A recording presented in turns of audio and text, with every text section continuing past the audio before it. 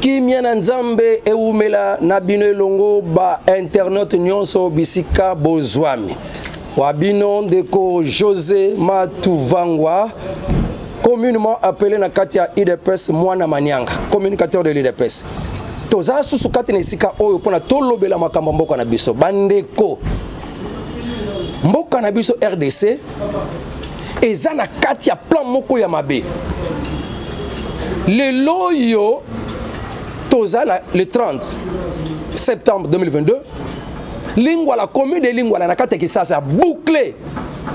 Nambu ya commune de Kinshasa bouclé pona koluka ba dongoli misu ba Rwandais ba komi ba maboma ba komi ba kuluna ba komi ba tokotambola pona ko déséquilibrer mboka na biso. Ko déséquilibrer institution. Ba kangi na aéroport 3 mindele et ba norvégien. Na 850 munitions oyo ya ba arme ya ko lancer ba roquette. Ba yaki basengi permission na ministère intérieur ba commission na ministère intérieur ba minduki na bango oyo ba munitions na bango bazana ngo mais oyo ba kangeli bango yango te ba komisaki pona ko lobake bazaki na plan mususu ba démobiliser moko ba wuta na est ba ya depuis 2016 ba démobiliser wana ba ya ba vandisa bango na aéroport. Ce ne sont pas des démobilisés d'après ba message to yoko na ba audio na ba réseaux sociaux que ce sont des militaires bazana minduki kuna bazo c'est la mot d'ordre pona batia moto. Pourquoi bozo lukanini? Pourquoi ka bozo linga président Félix Akende? Pourquoi ka bozo linga président Félix akufa? Or que mboka to adopter démocratie 5 ans après mutu mususu aye alternance mais pourquoi mutu asisi na madana été mais kanda na bino ezawapi? Parce qu'il y a des gens passés par là qui étaient to balinga qui kututé que mutu nationaliste aya na pouvoir. Pe bandima qui était président Félix Akosa la 2 ans d'après leur projet. Projet on est outil musika. C'est pour cette raison biloko nyonso wana ezo salama. Batema boma nyonso foko talaka moko. Bakangi li boma mutali boma za na chombo alinga somba unité na kati ya cabine. Faut voir. Tozo kanga batu kuna na changu kuta kosagana te. Bamuzo bazo tambola bazo loba kina Rwanda. Baebiti baebata kutu français te aebi kutu ta lingala te. Bazo wana pona nini? Pourquoi beaucoup de coups d'état ratés contre le président Félix? Peuple congolais fongola mis. Nous avons notre beau président. Oazolo ki la biso ke Congo izala malamu. Oyo bazambe belé bateka bazo ko récupérer. Ma belé bateka bazo ko récupérer. Azo sala biso ba izine ba mai pona batu bazala ba mai. Ko sala nyonso poka pona batu bazala ba minda lotiliki. Na ba mboke belé ba yeba courante ba Équateur courant koti. Ba pont belé zo tongama ki sasa comme chantier ma benini mutu asali. Pona kotie la kaka batu gratuité de l'enseignement ndema bene ngwana. Pona koluka komatela ka batu ba salaire ndema be ngwana sali. Pour commencer un budget de 4 milliards, en 2023, il faut comme 15 milliards. Maintenant, il faut chercher à Kende. Il faut chercher des coups d'État. Il faut peuple congolais te fongola. Miss. Il y a beaucoup de gens qui s'alarment à dire que le président Félix a teki Mboka. Mais vous ne savez pas qu'est-ce que dit la Constitution. La Constitution, il faut protéger. Ethnie minoritaire. Il y a Mboka Nabiso. Mboka ezala makokia ko créer même ba territoire mususu ya sika. Mboka na biso ezala makokia ko sala ba contrat na ba communauté na batu pona ko a libérer a céder bango mandambu ya souveraineté ya mboka na ye. Ça c'est dans la constitution. Mais vous êtes là boza musumba zala pota ba finga kama konza mboka. Ah ya teki mboka. Azuba Rwandais on dirait que yemutu atikala ba Rwandais ba Rwandais bo akuta bango. Problème kakande bisoto lobaka réforme il faut ezala parce que trop des infiltrés la place union c'est ba commandement ya FARDC na mboka oyo toujours aux mains des étrangers. Congo central, Bandundu, Grand Équateur, Grand Kassai, Grand Katanga, kuna partout on nous basa na commandement basimbi commandement ya FARDC. Tangelanga sikani Congolais de père et de mère azali. On a besoin de réformes. Les logistes c'est ça la musalate. Lobi kaka vide chimanga. Marguerite ba investisseur no bazali ba investisseur la faux. Mais dis-moi bizali na ye amifundi ke nasala kaboy mais nakata ndako mukonzi nakata kabila mukonzi. Justice bengi c'est bon à résoudre l'enquête. quelques jours kaka abimi na ye wana nyonso eko bebisaka carrière mokonzi mboka yango tozana posa ke ba fiti nyonso ba infiltrer nyonso ba kosala ke gouvernement isala malamu te ba kende libanda la sonité mais là c'est le temps d'agir et il y a complaisance te ya kosakana te même dans les gouvernements il y a des gens qui travaillent à contre-courant tant bazoko nommé ya akende kozala ko kambaka makambu ya 3e zone de défense kuna na kati ya Nord Kivu nani ya Lukabong ndenge to kangisi ko makambo boye même kutu mutazo kamba arménios fazala poursuivi. Comment tu as pu choisir cet homme là-bas? Ozoye confiance, oye koye bisenga tatamo konzi na nommé or que c'était quelqu'un qui traitait avec l'ennemi. Donc même chef d'état-major, même coup ministre de défense, ndenge bazawana, kotala ka ndenge ba généraux bazo kangama. En tout cas même bango ba ko kambaka armée, ba kotika la kimate soki ngala zalaki président. En tout cas bobiki. Pour soki ngala zalaki président, ndeka landina sina pia kola bino de janios.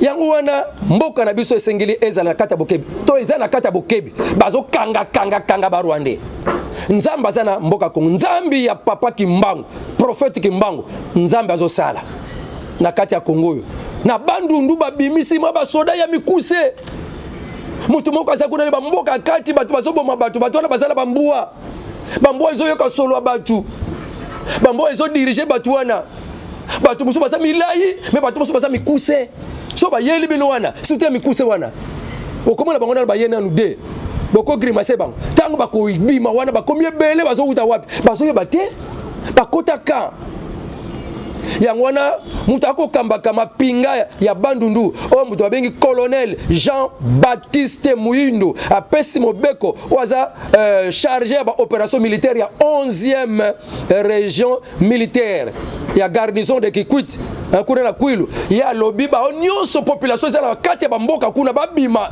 baluka bakota na ba grand centre parce que tozoyeba te nani aza asaya nani aza mwana mboka solo. Il faut tout ça la ratissage.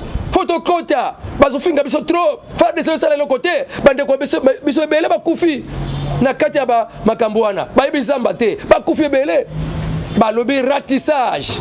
Ezo salama. Après réunion ya gouvernement na national la gouvernement provincial. Kama makina sama lukondi.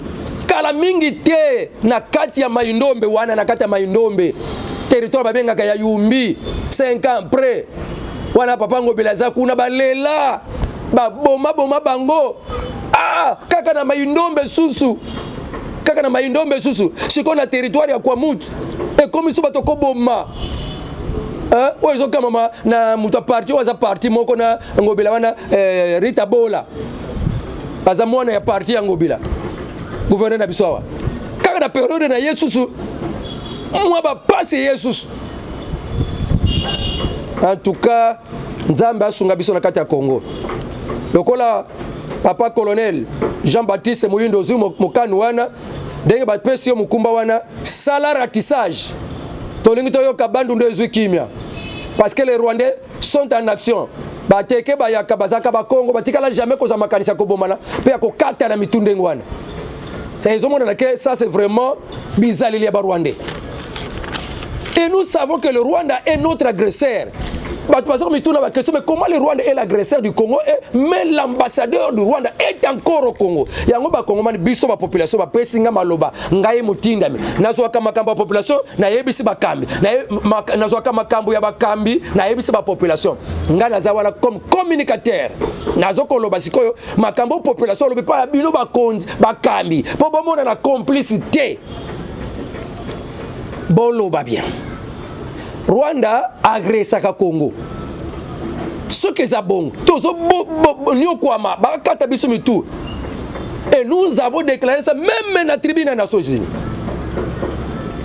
Et là, comment ça va tout flou? Nous gardons encore des relations diplomatiques avec le Rwanda parce que l'ambassadeur rwandais est encore ici.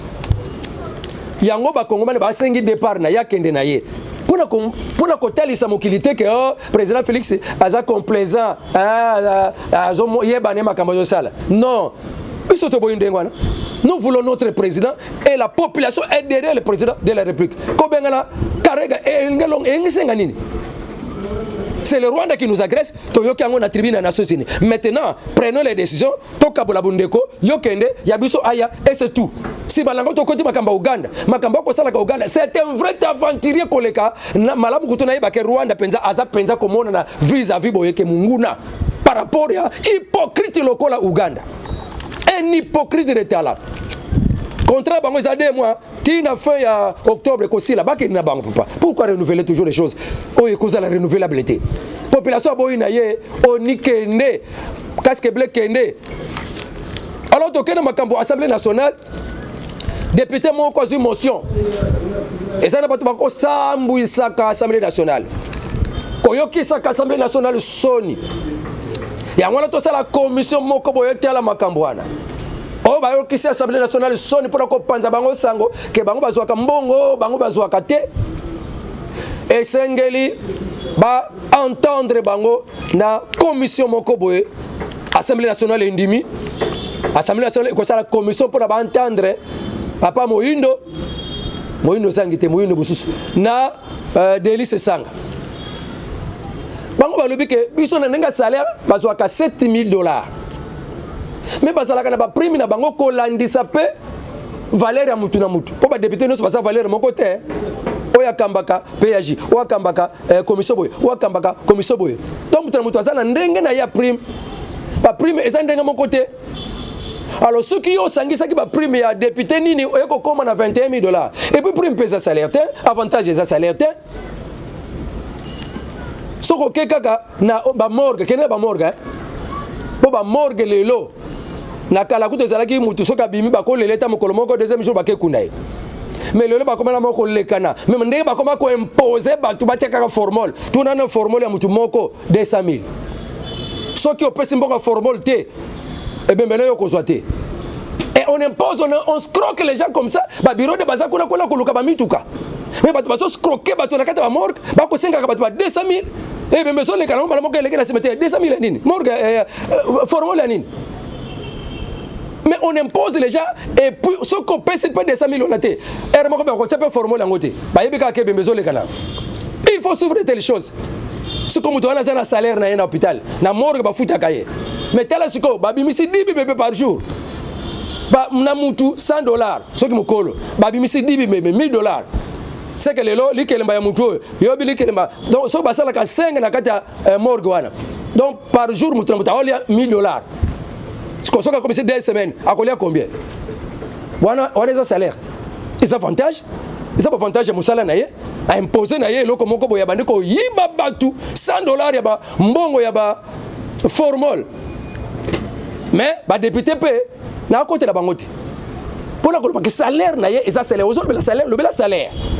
Mais ce qu'on a avantage, ce qu'on supprime au Sangisi, Bazoa Kaboye, ce n'est pas ça. Qui n'est pas médecin, médecin à l'hôpital, qui n'est pas hôpital, il y a l'État, il y a 7, il y a une Gilles. Tout le salaire à médecin.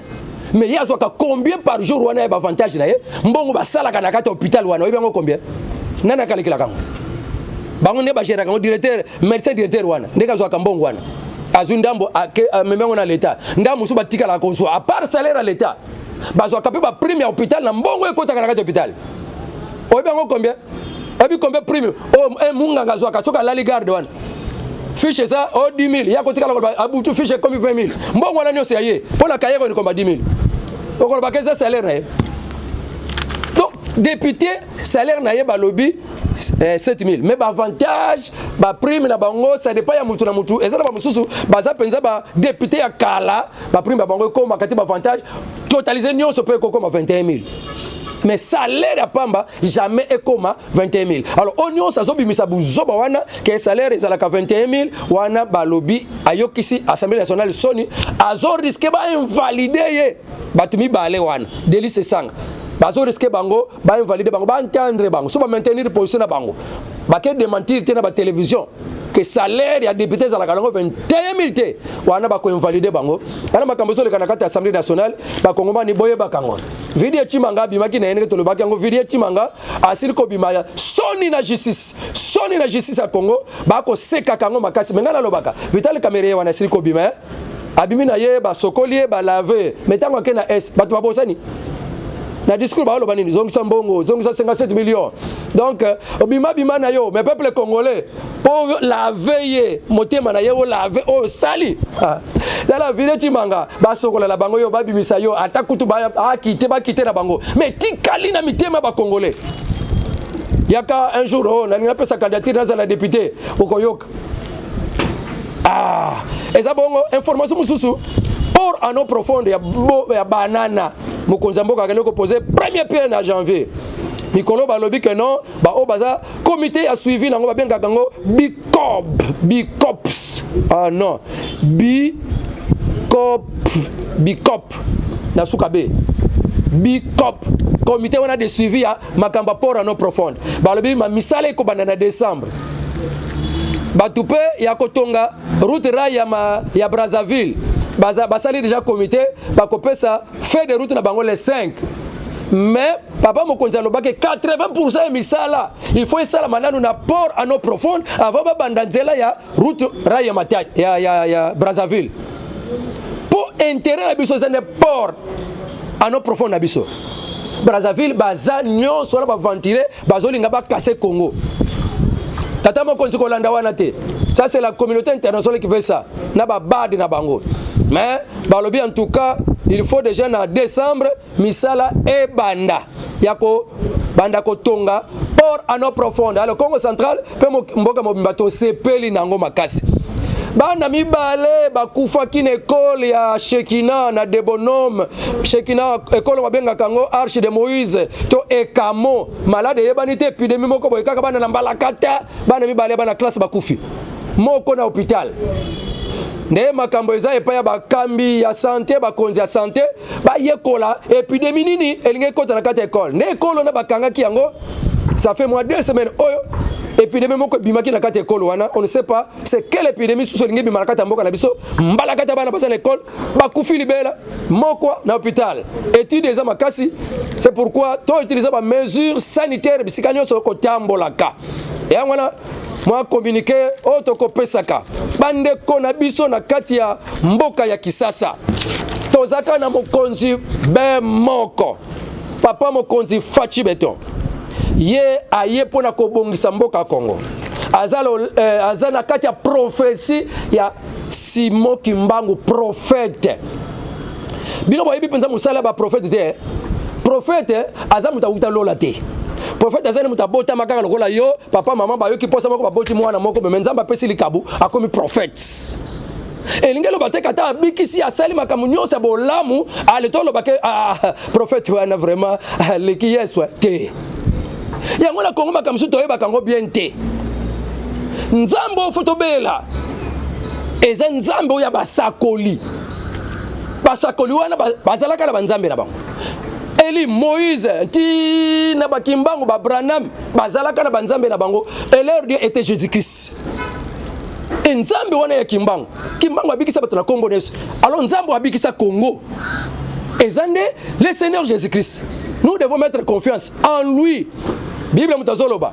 Ne mettez pas confiance au char, à l'Égypte. Mettez confiance au Dieu des prophètes, l'Éternel. Celui qui met confiance en Dieu, la victoire est certaine. Wana bisika nyoso bozwa mi bandeko. Bolingaka mingi émission.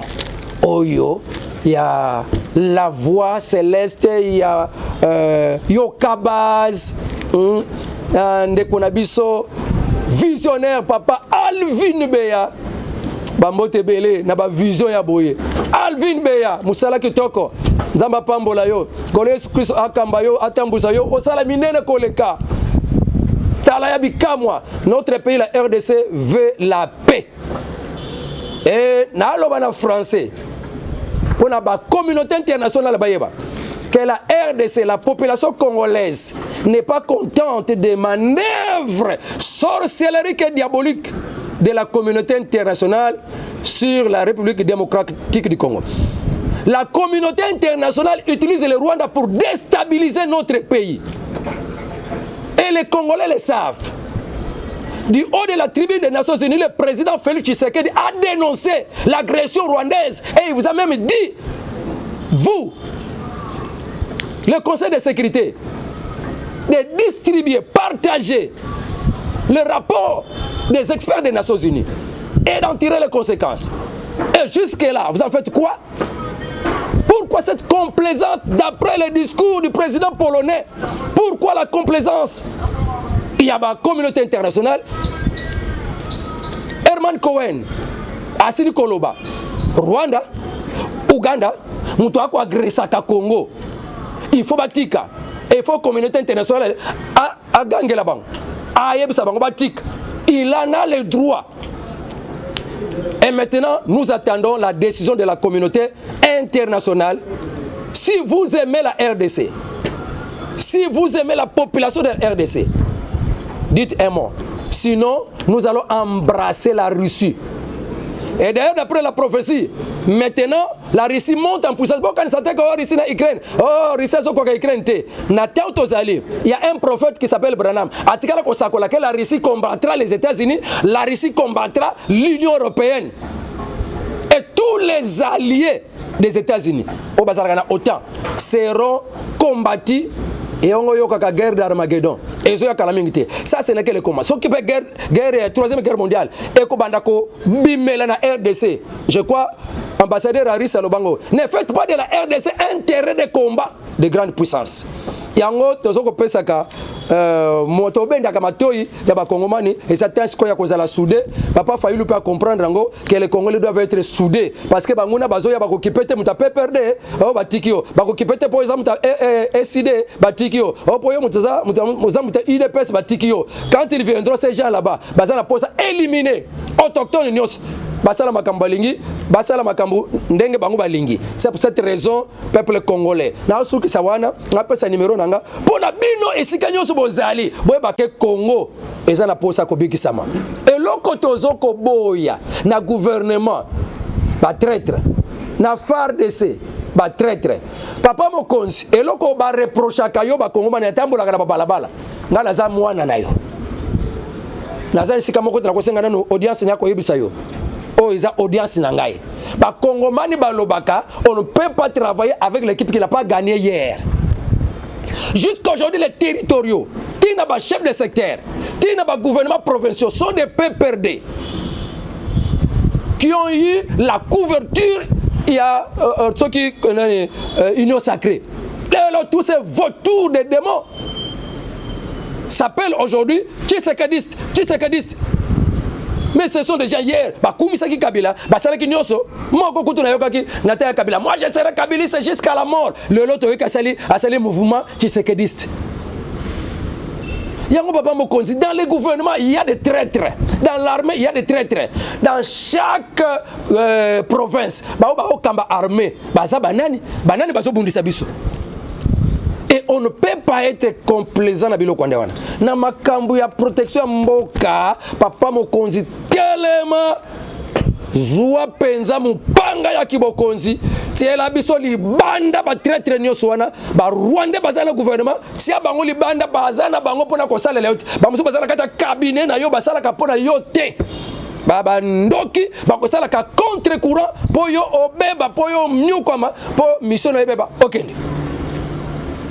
Bazawana population côté à la kayeko monaka yango to ko bisaka Papa Mokonzi pe population elingyo mingi parce que pour nama na nzambe to tiaka elike na ba prophète nzamba tinle biso batika la koloba Mokonzi akoya Mokonzi wana koya ya mitano wana ndiye mtu akobongisa Congo Mardoché ayebisa Esther na Bible soki osali le côté bona bande ko ndenge balingi bakufa soki osali le côté lobiko ekuta côté mususu yango wana biso pe ba Congolais toko loba chef de l'État c'est le temps que Dieu t'a élevé, Dieu vous a élevé yako komati esika yo zali pas par en vain.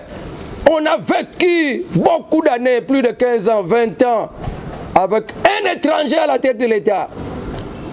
Aujourd'hui Dieu a pourvu que tu bana kozala na mwana mboka, que jamais ba nationaliste balinga bango na communauté internationale. Ils ont toujours été éliminés. Et vous risquez, vous avez toujours des coups d'état au rataka. Les loto koloba, ne négligez pas la population congolaise. soyez du côté de la population parce que la population est en simanayo. Ozobunda pona makambo este. Merci président de la République. Bakangi ba mfilengo yav pona traîtrisme. Bakangi Siri Mwami pona traîtrisme. Ba mususu baza kuna. Ne terminez pas la mission na yav na Siri Mwami.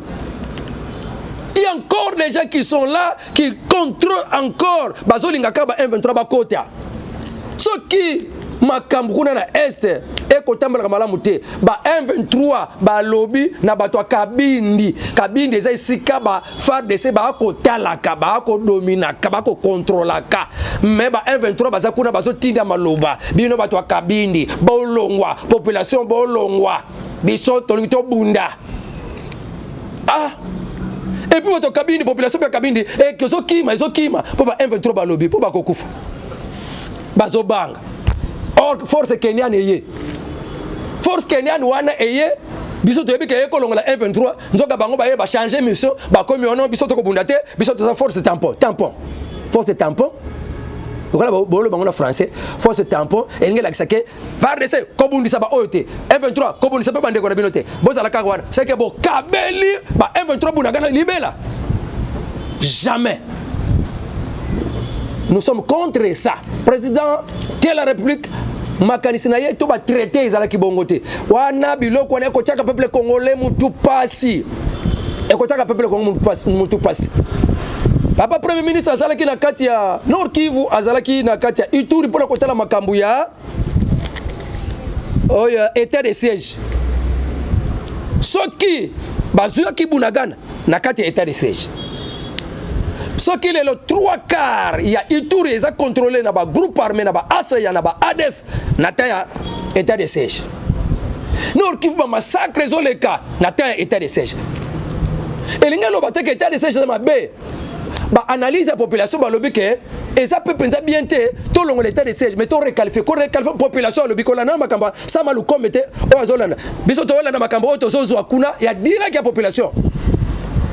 Premier ministre Koya la makamba flatterie population lobby ou bien ceux qui ont aussi maté bakambi na ngonde bazama be mais quand on change peu bakambi peut-être bakambi bazama be combien d'années kaka bango na bango ceux qui ont changé mais basa la capitale rotation 6 mois to changer dans notre gouverneur mususu militaire kaka yeka ka mutakoza na makoki ya kokamba kuna makambo simba na ngote to changer ta gouvernement gouverneur ne ba changer ba population le peut-être changer dans le gouverneur ba otombola kaka to bakisi prorogation changer dans notre gouverneur wana ba kokamba makambo lokola makambo simba te société civile a tomboki mouvement citoyen tomboki ba to zo kufa kaka mais la population se plaint ba on ba zo subir.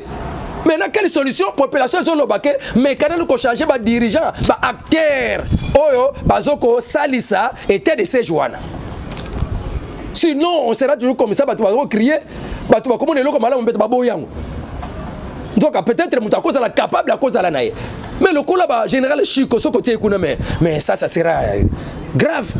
Dose la cour de nomination, il y a général major Chiwewe, la place est chef d'état-major. Makambo ko changer. Tozo c'est la gouvernement changer. Gouvernement trop désavantage, trop de lembele. Gouvernement bi bamba. Bah c'est le côté. Tout c'est le changement du gouvernement remaniement tika depuis janvier comment on a commencé à programmer gouvernement remaniement ko salma tilelo. Nebi to so ba kota ka bunganga nini yango ba changer ka bangote. Il faut changement des choses. Ministre na biso moko ya intérieur. Makambo ko le kaka e ko sala ka soni po biso yu de president tozawana des ordres na kisasa biso ndo tozawana kamba makambo ya bouclage wana et continuer tina ba commune mususu côté ba aéroport bouclage foi salam na ba bandu nduki bezala ministère intérieur zayo ministre de défense tala makambo wana to komi na biso na suka wabino José Matovango mwana manianga combattant de l'UDPS communicateur UDPS mwana manianga pesibino mbote biskanyo sobozali bande kolangai ba internaute sans oublier Sarah Lilonga pe bande kolanga na forum parlons de la politique mama Zoa Pauline papa commandant Chiwawa pe bande komususu Hubert Kaninda bambote na bino nyonso kimia na nzambe umela kati na bino boza ebele boza penza ebele makasi mwana cité bino ba kombo penza ezate ba papa Freddy maman Mimi papa Mimi Pedro papa Pedro au revoir à la fois prochaine.